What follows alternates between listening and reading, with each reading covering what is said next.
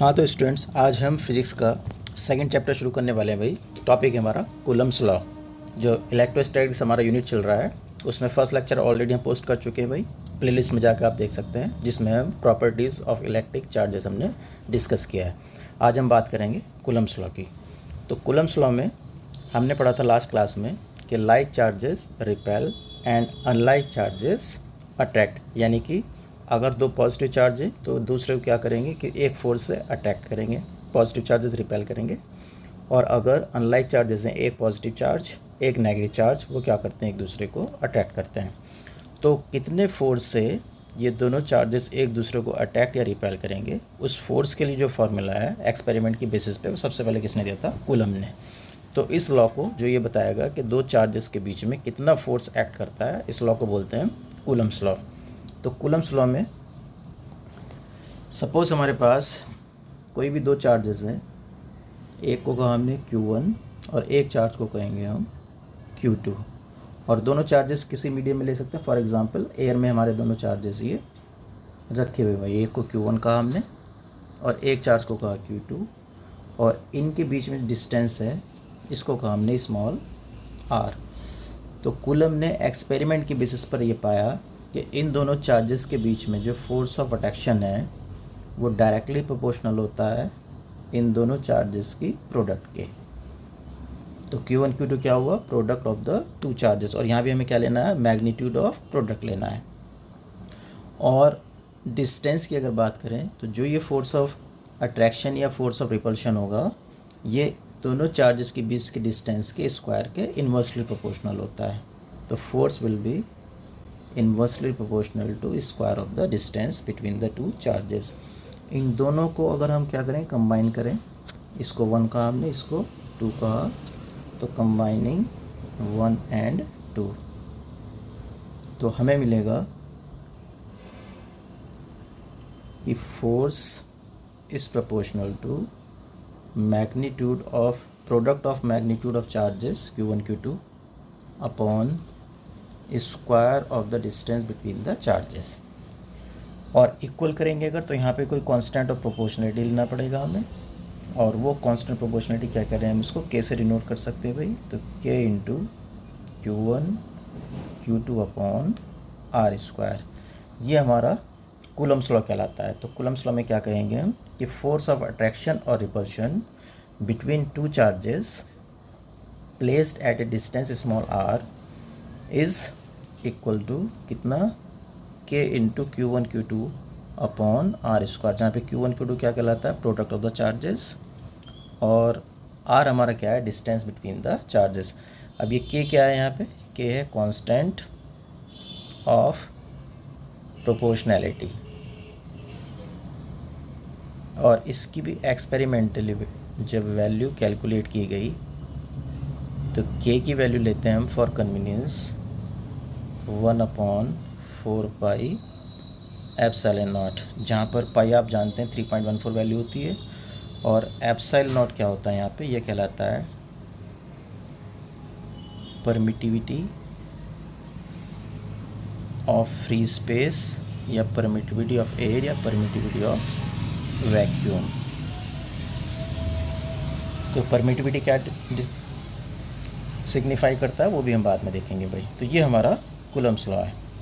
तो वही हमने यहाँ पे कहा, the electrostatic force of attraction और repulsion between 2 point electric charges is directly proportional to the product of the charges and is inversely proportional to the square of the distance between the charges and acts along the straight line joining the two charges. तो जो force of attraction या repulsion है, वही जो line है, ये line आपको दिखाई दे रही होगी बिटवीन द टू चार्जेस, इसी के लॉन्ग, इसी लाइन के लॉन्ग ये फोर्स एक्ट करेगा हमारा। आगे तो ये हमारा फार्मूला हुआ भाई। तो इस फार्मूले को हम अब यहाँ पे K की वैल्यू 1/4 पाई एप्सिलॉन नॉट है, और ये ध्यान रखेंगे यहाँ पे ये जो ये परमिटिविटी है epsilon not, permittivity of free space या परमिटिविटी ऑफ वैक्यूम कहेंगे इसको, इसकी जो वैल्यू होती है 8.85 10⁻12 होती है। और यूनिट यहाँ से देख ही सकते हैं भाई इसकी, आप यूनिट देखने के लिए जो फार्मूला दोबारा हम लिख सकते हैं भाई, F इज़ इक्वल टू, क्या लिखा था हमने यहाँ पे, K Q1 Q2 upon R square, और के की वैल्यू कितनी ली थी हमने, के लिया था 1/4 pi epsilon naught Q1 Q2 upon R square. हमें यूनिट चाहिए एप्सिलॉन नॉट की, तो एप्सिलॉन नॉट को अगर इधर लेकर आएंगे तो यहाँ पे हो जाएगा Q1 Q2 अपॉन ये एफ इधर जाएगा डिनोमिनेटर में आर स्क्वायर। 4 पाई की कोई यूनिट होती नहीं है तो 4 पाई को हम ना कंसिडर नहीं करेंगे यूनिट में। तो Q1 Q2 दोनों की यूनिट कूलम होती तो ऊपर हो जाएगा कूलम स्क्वायर, और डिनोमिनेटर में फोर्स की यूनिट होती है न्यूटन, और डिस्टेंस स्क्वायर यानी मीटर स्क्वायर। तो ये एप्सिलॉन नॉट की क्या होती है, यूनिट होती है भाई। तो वो यूनिट हमने लिखी है वहाँ पर, देखो coulomb square upon newton metre square. तो ये एप्सिलॉन नॉट की वैल्यू 8.85 × 10⁻12 ऐसा यूनिट में ही, और यूनिट कूलम स्क्वायर पर न्यूटन मीटर स्क्वायर होती है। अब एप्सिलॉन नॉट की ये वैल्यू अगर मैं यहाँ पे पुट करता हूँ k = 1/4 पाई एप्सिलॉन नॉट, तो k की वैल्यू कितनी आएगी, 9 × 10⁹ तो न्यूमेरिकल के पॉइंट ऑफ व्यू से फार्मूला हम f का क्या यूज़ कर सकते हैं, f = और k है तो k की जगह क्या यूज़ करेंगे हम, 9 × 10⁹ Q1 Q2 upon R square. तो इस फार्मूले को हम न्यूमेरिकल में यूज़ करेंगे। ध्यान रखेंगे ऐसा यूनिट में वैल्यू लेंगे, चार्ज की हम यूनिट लेंगे, ऐसा यूनिट चार्ज की है कूलम, डिस्टेंस की मीटर, और फोर्स क्या में आएगा, न्यूटन में आएगा। ये देखो यहाँ पे ध्यान देंगे, इलेक्ट्रिक परमिटिविटी एप्सिलॉन से इसको डिनोट कर रहे हैं हम। It is a physical quantity that describes how an electric field affects a medium और is affected by a medium. तो कोई मीडियम इलेक्ट्रिक फील्ड को किसी मटेरियल के किस तरह से अफेक्ट करेगा, ये किसकी हेल्प से समझेंगे हम, एप्सिलॉन या परमिटिविटी की हेल्प से समझेंगे। तो परमिटिविटी सिग्निफाई करती है कि कोई मटेरियल इलेक्ट्रिक फील्ड को किस तरह से क्या करेगा, अफेक्ट करेगा, या खुद उससे किस तरह से अफेक्ट होगा। इसके अलावा इसको डिटर्मिन कैसे करते हैं, तो it is determine by the ability of the material to polarise in response to an applied electric field. तो किसी मटेरियल को जब किसी एक्सटर्नल इलेक्ट्रिक फील्ड में रखा जाता है तो वो कितना पोलराइज होता है, ये हम किससे डिटर्मिन करते हैं भाई, उसकी परमिटिविटी वैल्यू से डिटर्मिन करेंगे। तो larger the value of permittivity for a medium, more will it be affected by the external electric field. तो जो मीडियम एक्सटर्नल इलेक्ट्रिक फील्ड के प्रेजेंस में जितना ज़्यादा अफेक्ट होगा, उसकी परमिटिविटी वैल्यू उतनी ज़्यादा मानी जाती है भाई, ये ध्यान रखना हमें। उसके बाद इस कुछ केसेस हम यहाँ डिस्कस करेंगे। तो देखो हमने कहा if charges Q1 and Q2 are placed in different medium having permittivity epsilon m, तो किसी दूसरे मीडियम में यानी वैक्यूम या एयर को छोड़कर किसी दूसरे मीडियम में हमने रखा है चार्जेस को, जिसकी परमिटिव वैल्यू कितनी है, एप्सिलॉन m है। Then force between the charges कितना हो जाएगा भाई। अब यहाँ पे ध्यान देंगे, अगर हमारे पास एयर होता था, जैसे अगर एयर की बात करें तो एयर या वैक्यूम, तो यहाँ पे फोर्स कितना होता है, F0 का मतलब एयर या वैक्यूम से है, तो कितनी होती है वैल्यू, 1/4 पाई एप्सिलॉन नॉट। अब ये फोर्स एयर में कैलकुलेट कर रहे हैं तो एप्सिलॉन की वैल्यू भी एयर में ले जाएगी, इसको एप्सिलॉन नॉट कहेंगे हम। और यहाँ पर वही रहेगा product of charges upon square of the distance. तो ये तो हो गई एयर या वैक्यूम में फोर्स की वैल्यू। अब अगर किसी मीडियम में जाते हैं, कोई भी मीडियम है हमारे पास, और मीडियम में जो वैल्यू है परमिटिविटी की वो कितनी है हमारी, एप्सिलॉन m है। तो ऐसे मीडियम में जा रहे हैं जिसकी परमिटिविटी की वैल्यू कितनी है, एप्सिलॉन m है। तो अब फोर्स मीडियम में क्या कहलाएगा, Fm से डिनोट कर सकते हैं। तो ये हो जाएगा 1/4 पाई एप्सिलॉन m हो जाएगा। बाकी यहाँ पर कोई चेंज नहीं आएगा। Q1 Q2 चार्जेस वही ले रहे हैं भाई हम, और डिस्टेंस भी वही ले रहे हैं। बस ध्यान क्या रखना है कि यहाँ पे दो चार्जेस लिए हमने Q1 Q2, और उनको कहाँ पर रखा है, एयर में। डिस्टेंस कितनी है यहाँ भी R, लेकिन ये चार्जेस कहाँ पे हैं, एयर में। और यहाँ पर भी चार्जेस वही हैं Q1 और Q2, डिस्टेंस भी वही है R, लेकिन इस बार कहाँ रखा है, किसी मीडियम के अंदर रखा। तो यहाँ मीडियम की बात हो रही है भाई, और यहाँ बात हो रही है एयर की। तो एयर में जो यूज़ करेंगे हम, परमिटिविटी यूज़ कर रहे हैं कौन सी, एप्सिलॉन नॉट, और मीडियम की परमिटिविटी कितनी यूज़ कर रहे हैं हम, एप्सिलॉन m। तो ये फार्मूले बनेंगे भाई, ये कहने का हमारा मतलब है। मीडियम में कितना हो जाएगा, 1/4πε और एयर में कितना हो जाएगा 1/4πε0। बाकी चार्जेस और डिस्टेंस हमारी सेम हमने कंसीडर की है। तो वही हम यहाँ पे कह रहे हैं, मीडियम में इतना हो जाएगा हमारा, परमिटिविटी वैल्यू कितनी लेंगे हम ε m, और एयर में परमिटिविटी वैल्यू कितनी लेंगे हम ε0 लेंगे। तो ε0 का मतलब ही क्या है, परमिटिविटी ऑफ वैक्यूम या फ्री स्पेस, और ε m का मतलब क्या है, permittivity of the given medium. Next define कर रहे हैं डायलैक्टिक कांस्टेंट या रिलेटिव परमिटिविटी भी बोलते हैं भाई इसको। तो के से डिनोट करेंगे इसको या एप्सिलॉन आर से डिनोट करेंगे। एप्सिलॉन आर का मतलब रिलेटिव परमिटिविटी, इसी को डायलैक्टिक कांस्टेंट भी कहा जाता है। तो क्या होता है ये, ratio of electric permittivity of the medium epsilon m to absolute permittivity of free space और वैक्यूम। तो इस रेशियो को क्या कहा जाता है, डायलैक्टिक कांस्टेंट या रिलेटिव परमिटिविटी कहा जाता है। तो वही डिफाइन किया देखो हमने यहाँ पे, the ratio of permittivity of the medium to the permittivity of free space is called relative permittivity और डायलैक्टिक कांस्टेंट। तो यहाँ से एप्सिलॉन कितना हो जाएगा हमारा, इस एप्सिलॉन नॉट को कहाँ ले जाएंगे, इधर ले जाएंगे, इस फॉर्मूले में एप्सिलॉन नॉट इधर चला जाएगा। तो एप्सिलॉन m कितना हो जाता है, epsilon naught into epsilon r। इस फॉर्मूले से हम किसी मीडियम की इलेक्ट्रिकल परमिटिविटी कैलकुलेट कर सकते हैं अगर हमें रिलेटिव परमिटिविटी या डायलैक्टिक कांस्टेंट गिवन हो, और एप्सिलॉन नॉट तो हमें ऑलरेडी पता होता है जिसकी वैल्यू 8.85 × 10⁻12 होती है। तो अब हमें मीडियम में अगर फोर्स निकालना है तो ये फार्मूला तो हमें पता है 1/4πε m into Q1 Q2 r², और एप्सिलॉन m की वैल्यू यहाँ से पुट कर सकते हैं। हम कितनी वैल्यू पुट कर सकते हैं एप्सिलॉन की, एप्सिलॉन नॉट इंटू एप्सिलॉन और ये वाली वैल्यू पुट कर सकते हैं। तो वो वैल्यू हमने पुट की यहाँ पे, तो देखो कितना हो गई, epsilon naught into epsilon r, और ये 1/4πε0 अलग ले लेंगे Q1 Q2 r² के साथ, तो ये बन जाएगा F एयर, क्योंकि हमें पता है F एयर कितना होता है भाई, F एयर हमारे पास आया था 1/4πε0 Q1 Q2 r²। तो इसकी जगह F एयर रख दिया यहाँ पर। तो फार्मूला क्या बनना, FM यानी force in medium is equal to F air upon epsilon r। F air का मतलब force in air, epsilon r का मतलब डायलैक्टिक कांस्टेंट। तो इसको ऐसे भी लिखा जा सकता है, force in medium is equal to force in air upon dielectric constant. इसका मतलब ये हुआ कि अगर आप दो चार्जेस को सेम डिस्टेंस पर एयर के बाद किसी मीडियम में रखते हैं तो फोर्स कितना डिक्रीज़ कर जाएगा, bye a factor of K.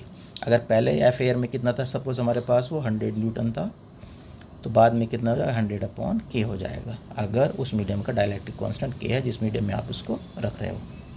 तो ये हमें ध्यान रखना है भाई। तो देखो वही कहा हमने यहाँ पे, hence when a dielectric medium is completely filled in between two charges then force between the same two charges decreases by a factor of K. तो कितना डिक्रीज कर जाएगा फोर्स हमारा, बाई ए फैक्टर ऑफ के। ये हमें ध्यान रखना है, न्यूमेरिकल के पॉइंट ऑफ व्यू से इम्पॉर्टेंट है। तो के को क्या बोलते हैं, डायलैक्ट्रिक कांस्टेंट, और दूसरा नाम क्या है इसका, स्पेसिफिक इंडक्टिव कैपेसिटी।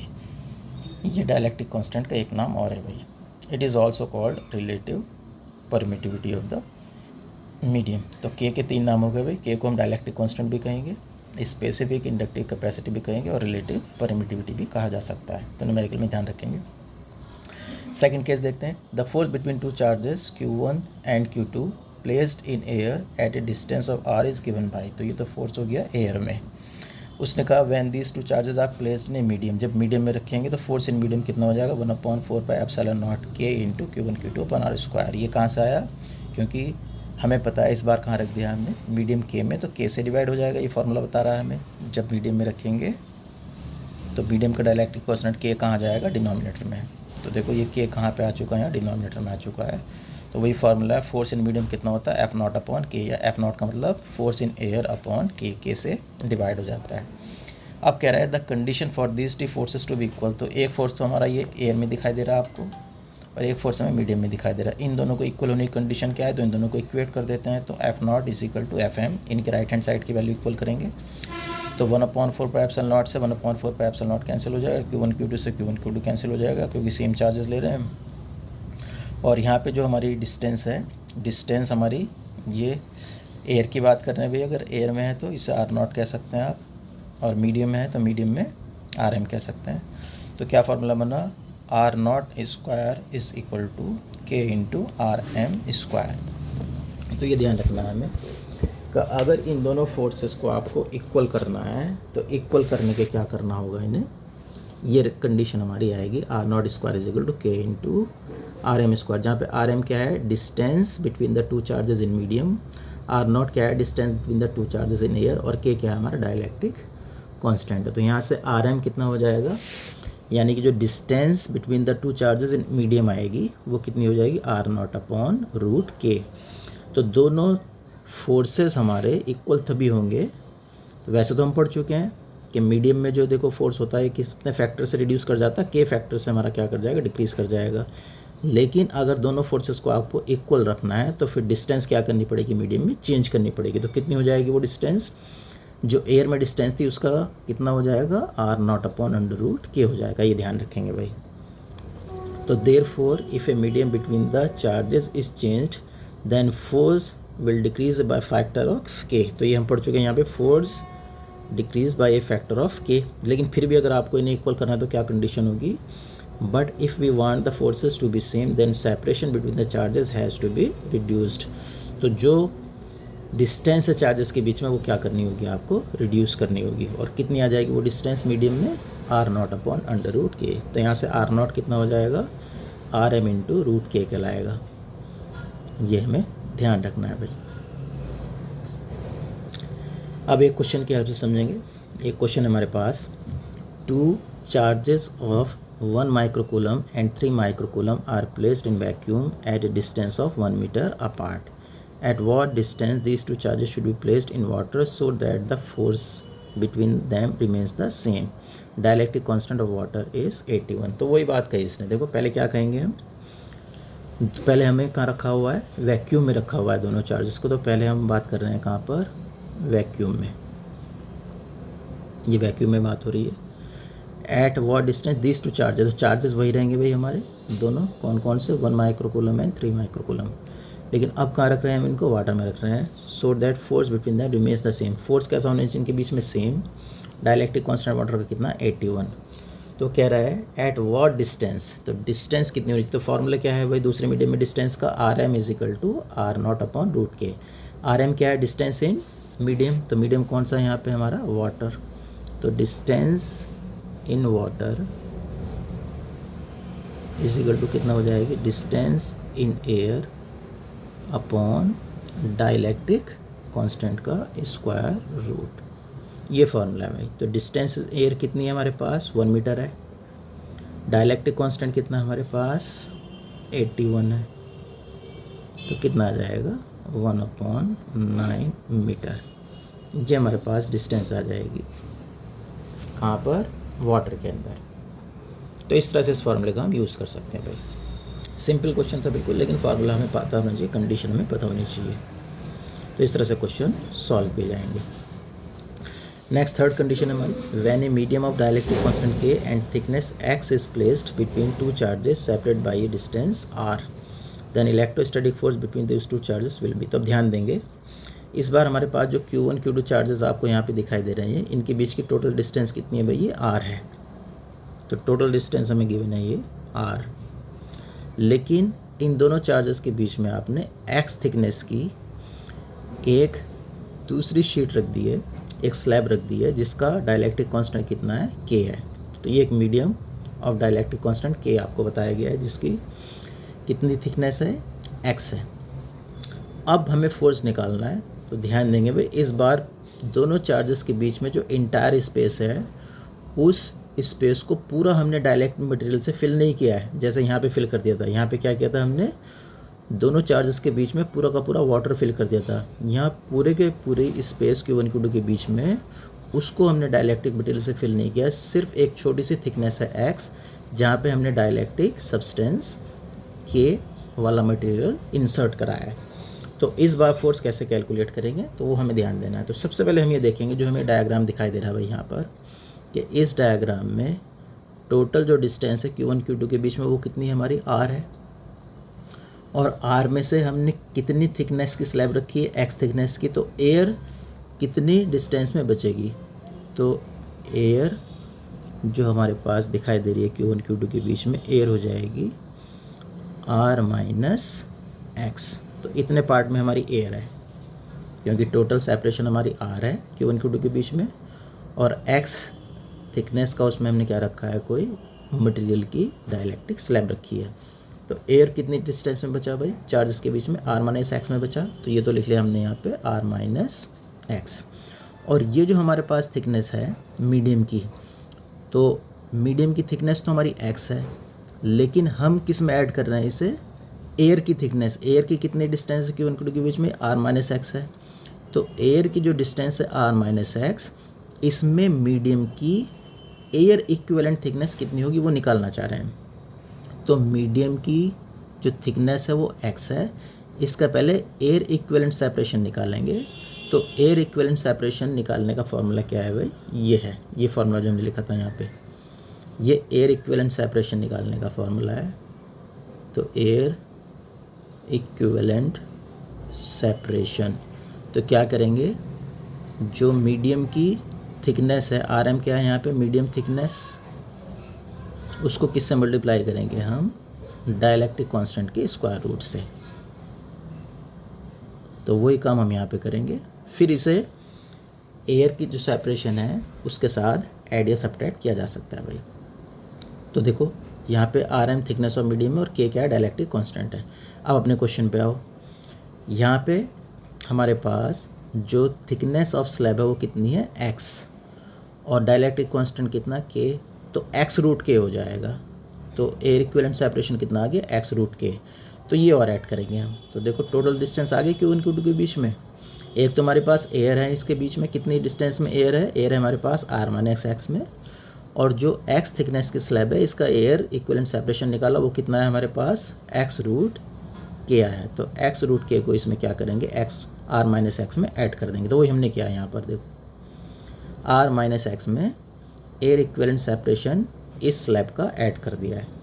और डिस्टेंस का क्या होता है, आर स्क्वायर होता है, क्योंकि कूलम्स लॉ में हमने क्या पढ़ा है, F is equal to 1/4 pi epsilon naught into Q1 Q2 upon R square. तो ये स्क्वायर इसलिए हमने यहाँ पर किया हुआ है भाई। अब यहाँ पे देखो ये x कॉमन ले लेंगे इन दोनों टर्म से, यहाँ से और यहाँ से x अगर कॉमन ले लेंगे तो कितना आ जाएगा आपका, ये x बाहर निकालेंगे, यहाँ बचेगा रूट के और यहाँ बचेगा -1। तो x और यहाँ पे ब्रैकेट के अंदर रूट के -1, बाकी बाहर स्क्वायर है पूरा होल ब्रैकेट का, तो ये रहेगा ही रहेगा। तो ये हमारा इतना फोर्स आ चुका है भाई।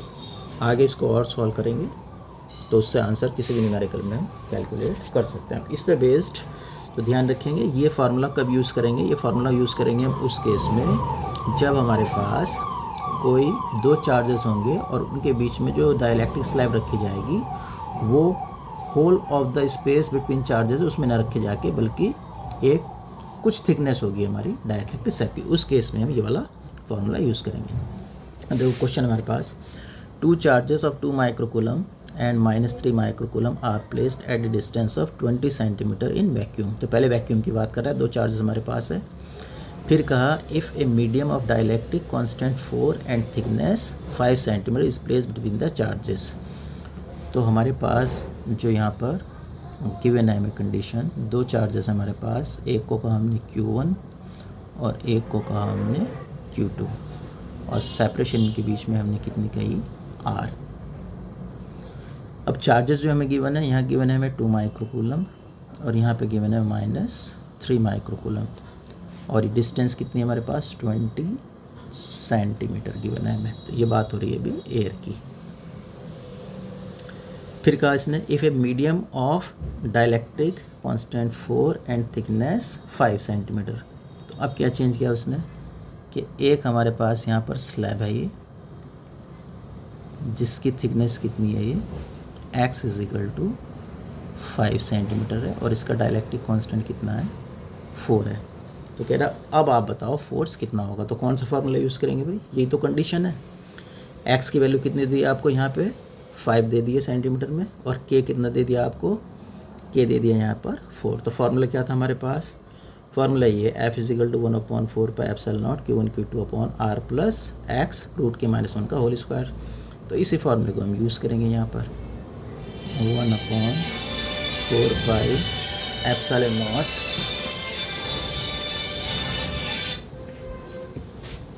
और यहाँ पर हमारा क्या था भाई Q1 Q2 अपॉन और यहाँ पर R प्लस एक्स और रूट के -1 होल स्क्वायर। सभी वैल्यूज़ हमारे पास हैं। तो इसकी वैल्यू 9 × 10⁻9 लेंगे हम। Q1 Q2 2 माइक्रोकूलम है, तो 2 × माइक्रोकूलम को कूलम में कन्वर्ट करेंगे। 10⁻⁻⁻⁰ से मल्टीप्लाई करेंगे भाई माइक्रोकूलम को कूलम में कन्वर्ट करने के लिए। ये -3 माइक्रोकूलम है, तो माइनस प्लस नहीं लेते हम क्योंकि फोर्स वेक्टर क्वांटिटी है। तो इसमें डायरेक्शन पर हम क्या करेंगे, कॉन्सेंट्रेट करेंगे।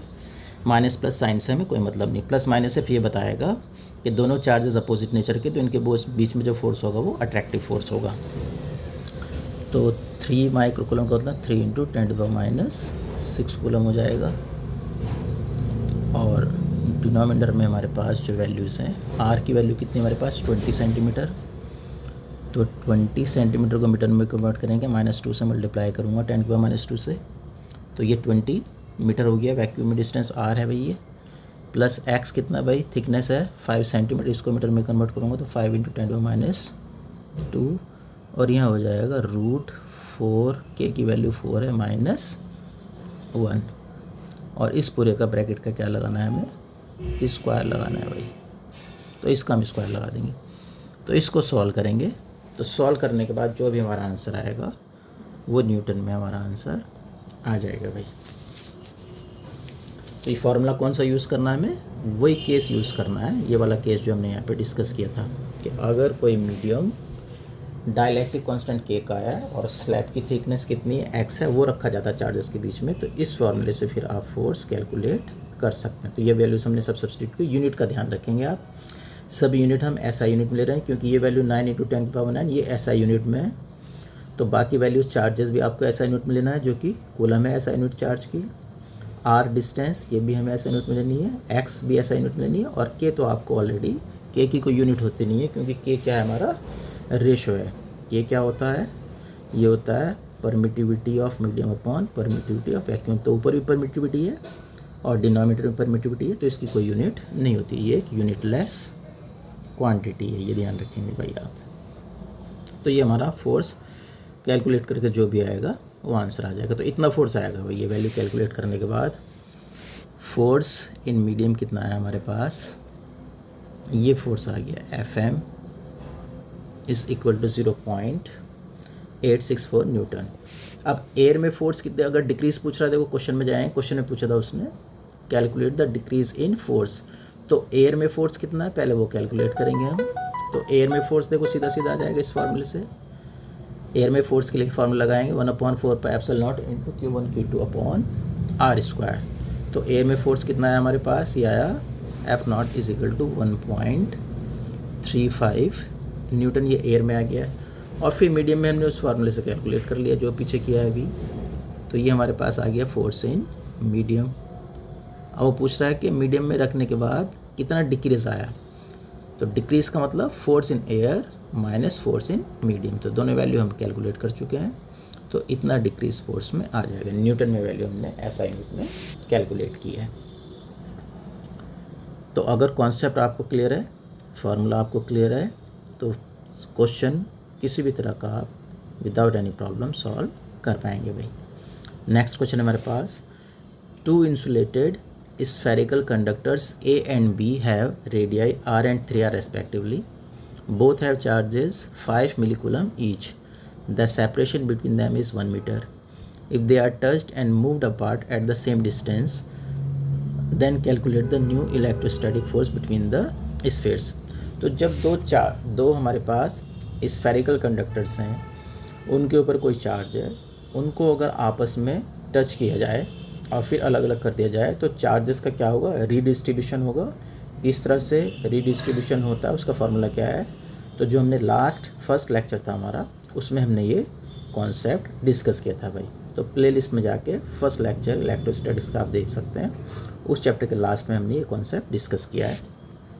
तो यहाँ पे देखो जो रेडियाई हैं दोनों स्फेरिकल कंडक्टर्स की वो डिफरेंट है, तो चार्ज भी क्या होगा, टच करने के बाद दोनों स्फीयर पर अलग अलग रेशो में आएगा। भाई कैसे देखते हैं।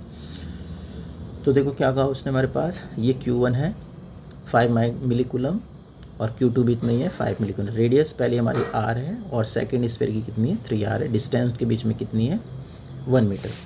तो when spheres are touched and moved apart then redistribution of charge take place, therefore new charges on the spheres will be।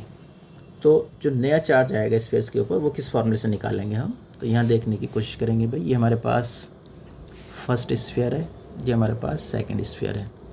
इसकी रेडियस कितनी ले रहे हैं हम R और इसकी रेडियस कितनी ले रहे हैं हम 3R। तो ये R है और ये रेडियस हमारे पास 3R है। इनिशियली चार्ज हमारे पास यहाँ पे कितना है, Q1 भी 5 मिली कूलम है और जो यहाँ पर चार्ज है Q2 ये भी कितना है 5 मिली कूलम है। तो ये तो इनिशियल कंडीशन है हमारे पास। उसके बाद इन्हें क्या करते हैं, हम दोनों को टच करते हैं या किसी वायर से क्या कर देते हैं, इन्हें कनेक्ट कर देते हैं। तो अब redistribution of charge take place होगा। तो after the redistribution of charge, suppose इसके ऊपर जो फर्स्ट स्फीयर के ऊपर चार्ज कितना आता है उसे कहा हमने Q1 डैश, और जो सेकंड स्फीयर के ऊपर चार्ज आएगा आफ्टर टचिंग वो आएगा कितना Q2 डैश हो जाता है। तो ये चार्जेस जो हम लिख रहे हैं ये कब है, आफ्टर टचिंग, जो फाइनल चार्जेस हैं हमारे। तो इसको किस फॉर्मूले से कैलकुलेट करें ध्यान रखेंगे। स्फेरिकल कंडक्टर्स अगर हमारे पास हैं तो Q1 डैश टच करने के बाद पहले स्फीयर पर कितना आएगा, इसकी रेडियस लेंगे अपॉन नीचे टोटल रेडियस लेंगे R1 + R2 into total charge. Q total का मतलब दोनों स्फीयर का चार्ज कितना है Q1 + Q2। तो पहले स्फीयर की रेडियस R और टोटल में कितनी हो जाएगी R + 3R और चार्ज कितना हो जाएगा 5 + 5 मिली कूलम में निकाल रहे हैं हम। तो ये हमारे पास कितना आ जाएगा भाई, ये आएगा 1/4 क्योंकि R से R कैंसिल हो जाएगा और इंटू 10 मिली कूलम। तो 10/4 का मतलब कितना आ जाएगा ये हमारे पास 2.5 मिली कूलम। ये तो आ गया टच करने के बाद फर्स्ट स्फीयर के ऊपर चार्ज। इस तरह जो सेकंड स्फीयर है उसके ऊपर चार्ज हम कैलकुलेट करेंगे आफ्टर टचिंग। तो जो Q2 डैश आएगा सेकंड स्फीयर के ऊपर टच करने के बाद वो आएगा R2/R1 + R2 और यहाँ पर वही रहेगा टोटल चार्ज। टोटल चार्ज का मतलब Q1 + Q2। तो रेडियस ऑफ सेकंड स्फीयर कितनी है 3R और टोटल कितनी हो जाएगी वही R + 3R और टोटल चार्ज कितना है वही 10 मिली कूलम। दोनों स्फीयर का 5 + 5 है, R से R कैंसिल हो जाएगा, ये हो जाएगा 3/4 इंटू 10 मिली कूलम। तो इस बार कितना आएगा ये हमारे पास 3 × 2.5 या 7.5 मिली कूलम। तो ये आ जाएगा टच करने के बाद फाइनल चार्ज सेकंड स्फीयर के ऊपर। तो दोनों स्फीयर के ऊपर टच करने के बाद इतना इतना चार्ज आ गया। अब इनको टच करने के बाद फिर उसी डिस्टेंस पर रख दिया जाता है। देखो इसने क्या कहा है, and moved apart at the same distance. तो टच करने के बाद उसी डिस्टेंस पर रखते हैं।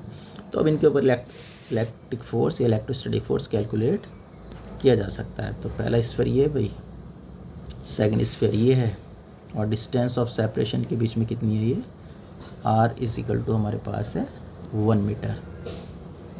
और चार्जेस हमें पता है Q1 डैश हो चुका है, अब यहाँ पे कितना हो चुका है Q2 डैश हो चुका है। इसकी वैल्यू हमने पता की थी 2.5 मिली कूलम और इसकी वैल्यू हम पता कर चुके हैं 7.5 मिली कूलम। तो सीधा हम लगाएंगे कूलम्स लॉ 9 × 10⁹ एयर में निकाल रहे हैं हम, क्योंकि कोई मीडियम नहीं गिवन है। तो हम क्या कंसिडर करेंगे कि मीडियम क्या है, एयर या वैक्यूम है। तो Q1 dash Q2 dash upon R²। सभी वैल्यूज़ हमारे पास है। मिली कूलम को हम कूलम में कन्वर्ट करने के लिए 10⁻³ से मल्टीप्लाई करेंगे भाई। तो 9 × 10⁹ Q1 डैश कितना हमारे पास, ये है 2.5 मिली कूलम यानी 10⁻³ और ये 7.5 इंटू ये भी मिली कूलम है तो 10⁻³ से मल्टीप्लाई करेंगे और डिस्टेंस 1 मीटर है तो 1 का स्क्वायर आ जाएगा यहाँ पर। तो इस तरह से हमारा ये आंसर इस क्वेश्चन में आ जाएगा भाई।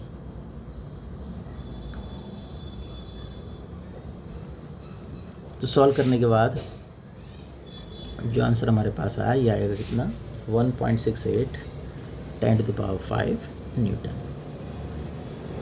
तो टच करने के बाद जो चार्जेस का रीडिस्ट्रीब्यूशन होगा वो किस तरह से कैलकुलेट करना ये ध्यान रखेंगे। लेकिन ये केस कब है, अगर स्फेरिकल कंडक्टर्स हैं तब ये केस हम यूज़ करेंगे भाई। रेडियस गिवन होंगी, तो अगर रेडियस दोनों की अलग अलग है, दोनों पे चार्ज भी अलग अलग आएगा। रेडियस सेम है तो टच करने के बाद दोनों पे चार्ज इक्वली डिस्ट्रीब्यूट हो जाएगा। नेक्स्ट क्वेश्चन देखते हैं भैया। 2 point charges are placed at a distance d in vacuum and the force between them is F। तो इनिशियल कंडीशन उसने की हमें जो दी है भाई, 2 चार्जेस हमारे पास Q1 एंड Q2। इसको कहा हमने Q1, इसको कहा हमने Q2 और डिस्टेंस ऑफ सेपरेशन जो है इनके बीच में वो स्मॉल d बताइए हमें। और ये वैक्यूम में सब ये चार्जेस कहाँ पे हमारे वैक्यूम में रखे हुए हैं। फिर कहा और फोर्स इनके बीच में कितना है भाई, फोर्स F है, तो फोर्स हो जाएगा F। ये फर्स्ट कंडीशन है। सेकंड कंडीशन में कहा now a dielectric slab of thickness T is equal to d/3 and dielectric constant K is placed between the charges so that the force between them becomes 9F/25। तो यही 2 charges हैं भाई हमारे पास, Q1 और Q2। अब इनके बीच में एक डाइलेक्ट्रिक स्लैब आप रख रहे हैं यहाँ पर। ये डाइलेक्ट्रिक स्लैब है जिसका डाइलेक्ट्रिक कांस्टेंट K और जो थिकनेस है ये कितनी है हमारी d/3 है। So that force between them, अब जो फोर्स हो गया इनके बीच में ये करने के बाद, ये डाइलेक्ट्रिक स्लैब रखने के बाद ये कितना हो चुका है 9F/25 हो चुका है। कह रहा है calculate the value of dielectric constant. तो कह रहा है कि K कितना होगा ये आपको कैलकुलेट करना है। तो इनिशियल कंडीशन क्या भाई, 2 चार्जेस d सेपरेशन पे वैक्यूम में रखे हुए हैं, फोर्स कितना F। और फाइनल कंडीशन क्या है कि दोनों चार्जेस के बीच में टोटल सेपरेशन तो d है अभी भी, लेकिन d/3 थिकनेस की एक डाइलेक्ट्रिक स्लैब रखती है जिसका डाइलेक्ट्रिक कांस्टेंट K है, जिससे फोर्स कितना हो चुका है 9F/25 हो चुका है। तो K की वैल्यू हमें कैलकुलेट करनी है। तो जैसे जैसे कहा है उसने वैसे वैसे करेंगे भाई। तो पहला वाला केस देखेंगे, जब वैक्यूम में है तो फोर्स कितना हो जाएगा 1/4 इंटू Q1 Q2/r²। उसके बाद सेकंड केस है हमारा। सेकंड केस में क्या कर दिया उसने, यहाँ पर एक डाइलेक्ट्रिक स्लैब रखी है d/3 थिकनेस की। तो टोटल सेपरेशन कितनी हमारे पास d, तो d/3 सेपरेशन के 3 पार्ट हम यहाँ पे कंसिडर कर सकते हैं, जिससे टोटल सेपरेशन हमारी d आ जाएगी भाई। तो वही हमने किया यहाँ पे, force in medium is equal to 1/4πε0 Q1 Q2 और ये सेपरेशन कौन कौन सी, एक एयर वाली सेपरेशन है भाई और एक मीडियम वाली सेपरेशन है। एयर वाली सेपरेशन कितनी हो जाएगी, तो टोटल सेपरेशन में से टोटल जो सेपरेशन d है उसमें से डाइलेक्ट्रिक स्लैब की सेपरेशन माइनस कर देंगे। तो ये कर दिया हमने यहाँ पे d-t थिकनेस मान लिया डाइलेक्ट्रिक स्लैब की जो कि d/3 है, प्लस यहाँ पे क्या रखेंगे equivalent air separation. Equivalent air separation का फॉर्मूला आपको पता ही है भाई, कहाँ यूज़ किया था हमने इक्विवेलेंट एयर सेपरेशन का मेथड, ये इक्विवेलेंट एयर सेपरेशन का फॉर्मूला है भाई, ये RM इंटू एक्स, यानी x जो भी थिकनेस होगी डाइलेक्ट्रिक स्लैब की इंटू डाइलेक्ट्रिक कांस्टेंट। ये इक्विवेलेंट एयर सेपरेशन का फॉर्मूला है जो हम एक क्वेश्चन में यूज़ भी ऑलरेडी कर चुके हैं। तो हमें क्या चाहिए, सिर्फ स्लैब की थिकनेस चाहिए और डाइलेक्ट्रिक कांस्टेंट चाहिए, तो x इंटू √k कर देंगे भाई। तो वही करेंगे यहाँ पर हम। तो देखो हमारे पास इक्विवेलेंट एयर सेपरेशन का मतलब ये d/3 तो हमारी क्या है x हो गई थिकनेस ऑफ डाइलेक्ट्रिक स्लैब और square root of dielectric constant, ये रख देंगे यहाँ पर वैल्यू। तो t की जगह भी क्या रखेंगे हम d/3, क्योंकि थिकनेस d/3 तो यहाँ भी d/3 आ जाएगा। ये फोर्स मीडियम में कितना हो चुका है, फोर्स हो चुका है हमारे पास 9F/25 और फोर्स एयर में कितना था हमारे पास, वो F था। तो F0 की जगह क्या रख सकते हैं, F0 की जगह यहाँ पर F रख सकते हैं। तो 2 इक्वेशन बन गई, एक इक्वेशन तो ये है, एक इक्वेशन ये है। इन दोनों इक्वेशन को क्या करेंगे हम डिवाइड करेंगे, तो F से F कैंसिल हो जाएगा यहाँ पर। ये 25 कहाँ चला जाएगा, न्यूमरेटर में चला जाएगा, तो इधर आ जाएगा 25/9 और यहाँ पे सॉल्व करने के बाद एलसीएम लेने के बाद 2d/3 प्लस d/3 रूट के नीचे d स्क्वायर है, यहाँ से d/3 कॉमन लेंगे। देखो d/3 यहाँ भी है ब्रैकेट के अंदर और d/3 यहाँ भी है, तो d/3 कॉमन लेंगे क्योंकि स्क्वायर है तो बाहर क्या आएगा d स्क्वायर बाई और नीचे आएगा 3 का स्क्वायर जो कि 9 होता है। तो अंदर यहाँ कितना बचेगा 2 और यहाँ कितना बचेगा, सिर्फ रूट के बचेगा, ये रूट के बचेगा, यहाँ पर 2 बचेगा, तो अंदर बचा 2 प्लस रूट के। अब ये 9 से 9 यहाँ कैंसिल हो जाएगा भाई, left side 9 right side 9 cancel हो गया, डी स्क्वायर न्यूमरेटर में भी है, डी स्क्वायर डिनोमिनेटर में ये कैंसिल हो जाएगा, कितना बचेगा 5 = 2 प्लस रूट के। तो रूट के की वैल्यू कितनी आ जाएगी 3, दोनों साइड स्क्वायर करेंगे तो स्क्वायर करने पर के की वैल्यू कितनी आ जाएगी 9 आ जाएगी। तो दोनों इक्वेशन को सॉल्व करेंगे, लेकिन ध्यान ये रखना है कि जब तक आपको ये कॉन्सेप्ट नहीं पता होगा कि दो चार्जेस के बीच में अगर किसी पर्टिकुलर थिकनेस की डाइलेक्ट्रिक स्लैब रखी जाएगी तो फोर्स कितना आएगा, जब तक ये फार्मूला आपको नहीं पता होगा तब तक आप इस तरह का क्वेश्चन सॉल्व नहीं कर पाएंगे। नेक्स्ट क्वेश्चन देखते हैं। 2 point charges 5 microcoulomb and -3 microcoulomb are placed at a distance of 20 centimetre, calculate the force between them. तो ये सिंपल क्वेश्चन है, इसमें कोई खास बात है नहीं, डायरेक्ट फार्मूला बेस्ड क्वेश्चन है, तो फार्मूले में वैल्यू सब्सटीट्यूट करेंगे आप, आंसर आपका आ जाएगा। ध्यान ये रखना है कि जो चार्जेस हैं हमारे वो ऐसा यूनिट कूलम में लेंगे हम, तो माइक्रो कूलम दे रखा है तो कूलम में कन्वर्ट करने के लिए 10⁻⁶ से मल्टीप्लाई किया हमने यहाँ पर, और डिस्टेंस हमारी सेंटीमीटर है तो उससे मीटर में कन्वर्ट करने के लिए 10⁻² से मल्टीप्लाई किया है। उसके बाद सॉल्व करेंगे तो हमारा आंसर न्यूटन में ऐसा यूनिट में आ जाएगा भाई। नेक्स्ट क्वेश्चन है, if a charge of 8 microcoulomb is added to both the charges in the previous question then what will be the force between the charges. तो कह रहा है ये प्रीवियस क्वेश्चन में हमारे दो चार्जेस है, एक 5 माइक्रोकूलम था, एक -3 माइक्रोकूलम था, तो एक हमारे पास है 5, एक है -3, कोई ना कुछ सेपरेशन दे रखी है आपको।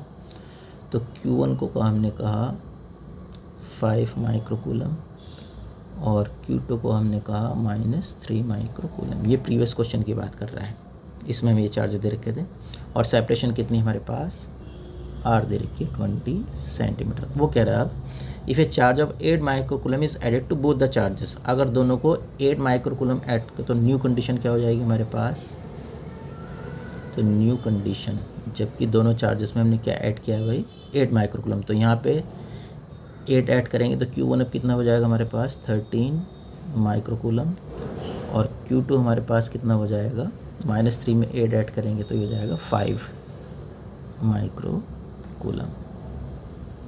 ये कंडीशन अब हमारे पास बनी। सेपरेशन वही है, सेपरेशन में हम कोई चेंज नहीं कर रहे हैं, तो R अभी भी कितना रहेगी 20 सेंटीमीटर। तो कह रहा है what will the force between the charges, तो फोर्स इसलिए कैलकुलेट कर सकते हैं भाई, तो फोर्स का फॉर्मूला लगा दें। फोर्स कितना होता है 9 × 10⁹, वैक्यूम में कैलकुलेट कर रहे हैं हम। Q1 Q2, तो Q1 कितना है 13 माइक्रोकूलम का मतलब 10⁻⁶ से मल्टीप्लाई करेंगे। Q2 कितना है 5, ये भी माइक्रोकूलम है तो यहाँ भी 10⁻⁶ से मल्टीप्लाई करेंगे इसको कूलम में कन्वर्ट करने के लिए। डिस्टेंस 20 सेंटीमीटर है, इसको मीटर में कन्वर्ट करने के लिए 10⁻² से मल्टीप्लाई करेंगे, अभी मीटर में हो गया, और डिस्टेंस का क्या होता है स्क्वायर होता है। इसको हम सॉल्व कर लेंगे भाई, तो 9 × 13 × 5 × 10 की पावर न्यूमरेटर में कितनी है -12, -6 -12 और 3 जाएगी तो -3 बचेगी भाई, -12 में से प्लस का 9 जाएगा तो -3 बचेगा, और नीचे कितना है 20 का स्क्वायर तो ये जाएगा 20 × 20 और 10⁻² का स्क्वायर 10⁻⁴ हो जाएगा। तो इसे हम सॉल्व कर लेंगे भाई यहाँ से, तो सॉल्व करने के बाद जो भी आ जाएगा इतने न्यूटन हमारा क्या आएगा आंसर आएगा क्वेश्चन में। तो ये हमारा आंसर आ गया भाई, इसमें कितना आंसर आया 14.625 न्यूटन। और इसको ऐसे ना करके, ये तो हमने इस मेथड से किया है, इस मेथड से भी कर सकते हैं। इस मेथड में क्या किया हमने कि पहले हमारा फोर्स किसके डायरेक्टली प्रोपोर्शनल होता है, कूलम ने बताया था force is directly proportional to product of the charges, the force is proportional to Q1 Q2, ये हम ऑलरेडी पढ़ चुके हैं भाई। तो force is proportional to product of Q1 Q2। तो पहले हमारे चार्जेस कितने हैं Q1 Q2, बाद में कितने हैं मान लेते हैं Q1 डैश Q2 डैश। तो पहले केस में है फोर्स Q1 Q2, तो फोर्स जो प्रोपोर्शनल होगा प्रोडक्ट ऑफ Q1 Q2 के प्रोपोर्शनल होगा। सेकंड केस में चार्जेस हमारे चेंज हो गए तो फोर्स भी चेंज हो जाएगा, चार्जेस कितना होगा Q1 डैश × Q2 डैश। तो इन दोनों को डिवाइड करेंगे तो फार्मूला क्या बनेगा भाई F2 upon F1 is equal to Q1 dash upon Q2 dash. ये डैश है भाई, स्क्वायर नहीं है यहाँ पे, ध्यान रखेंगे, अपॉन Q1 Q2। F2 को ऊपर क्यों लिया, क्योंकि जो मुझे कैलकुलेट करना है उसको न्यूमरेटर में रखता हूँ मैं, तो F2 मुझे कैलकुलेट करना है इसलिए न्यूमरेटर में रखा है। तो F2 अपॉन F1 किया मैंने। अब Q1 Q2 जो पहले चार्जेस दे रखे थे वो रखेंगे हम, और Q1 डैश Q2 डैश जो फाइनल चार्जेस हो गए हमारे पास। तो ये हमारे पास फाइनल चार्जेस हैं Q1 डैश Q2 डैश, और ये इनिशियल चार्जेस, ये वैल्यू रख देंगे, यहाँ से भी हमारा F2 आ जाएगा। तो इस मेथड से भी कर सकते हैं या फिर आप इस मेथड से भी कर सकते हैं। आंसर दोनों मेथड से सेम आने वाला है। ये मेथड थोड़ा सा लेंदी पड़ता है, कैलकुलेशन ज़्यादा है, ये मेथड हमारा कंपेरेटिवली थोड़ा सा ईजियर पड़ेगा। नेक्स्ट क्वेश्चन हमारे पास है 2 point charges Q1 and Q2 when placed at a distance exert a force F on each other. If the distance between the two charges is reduced to 1/3 and the charge on each particle is doubled, then calculate the new force between the particles. तो देखो question में क्या कहा, फिर समझेंगे। उसने कहा 2 point charges है हमारे पास Q1 एंड Q2। तो एक को कहा हमने Q1 और एक को कहा हमने Q2। Placed at a certain distance, कोई डिस्टेंस इनके बीच में, सपोज R, तो फोर्स कितना लग रहा है, F फोर्स लग रहा है। तो फोर्स लग रहा है कितना, F। पहली कंडीशन हो गई। सेकंड कंडीशन में कह रहा है कि if the distance between the two charges is reduce to 1/3। तो इस बार जो दोनों चार्जेस के बीच में डिस्टेंस है वो कितनी हो गई, पहले R थी तो अब R/3 हो जाएगी भाई, क्योंकि 1/3 क्या कर रहे हैं हम, इसको रिड्यूस कर रहे हैं। And charge on each particle is doubled, तो ये हो जाएगा 2Q1 और ये हो जाएगा 2, तो क्योंकि चार्ज दोनों को क्या कर रहे हैं, डबल कर रहे हैं। Calculate the new force between, तो अब जो फोर्स आएगा फाइनल, इसे कह लो आप F डैश, तो ये कितना होगा ये हमें पता करना है। तो देखो हमने क्या क्या चेंज किया भाई, चार्जेस भी चेंज किए हैं और डिस्टेंस भी चेंज की है। तो इनिशियल जो फोर्स है हमारे पास, इसे कह लेते हैं हम F1 और फाइनल फोर्स को कह लेते हैं हम F2 या F डैश। तो देखो F1 कितना होता है, जो हमें कुलम ने बताया था कि F1 is proportional to Q1 Q2 upon R²। तो इसका हम यूज़ करेंगे भाई। जो फोर्स होता है किस पर, Q1 Q2 प्रोडक्ट के डायरेक्टली प्रोपोर्शनल होता है और R² के इन्वर्सली प्रोपोर्शनल होता है। तो पहला वाला केस ले रहे हैं हम, तो पहले वाले केस में जो चार्जेस लेंगे वो कितने, Q1 Q2 है। कैपिटल अगर है तो कैपिटल ले लें आप यहाँ पर, Q1 Q2, जिससे कोई कन्फ्यूजन ना हो भाई। डिस्टेंस कितनी है, R। तो ये हो गया फर्स्ट केस, हमारे पास फोर्स F1 है, केस 1। सेकंड केस में फोर्स कितना हो चुका है, F2 हमें कैलकुलेट करना है, लेकिन चार्जेस अब कितने हो चुके हैं भाई, ये हो चुका है 2Q1, ये हो चुका है 2Q2 जो सेकंड केस है, और डिस्टेंस कितनी हो चुकी है R/3, और डिस्टेंस का क्या होता है, स्क्वायर होता है। हमें क्या निकालना, calculate the new force F2 निकालना। तो फिर क्या करेंगे, हम दोनों इक्वेशन को डिवाइड कर देंगे और जो कैलकुलेट करना है उसे न्यूमरेटर में रखेंगे। तो F2 अपॉन F1 करते हैं, तो F2 upon F1 is equal to, F2 की जगह क्या रखेंगे भाई हम, 2Q1 2Q2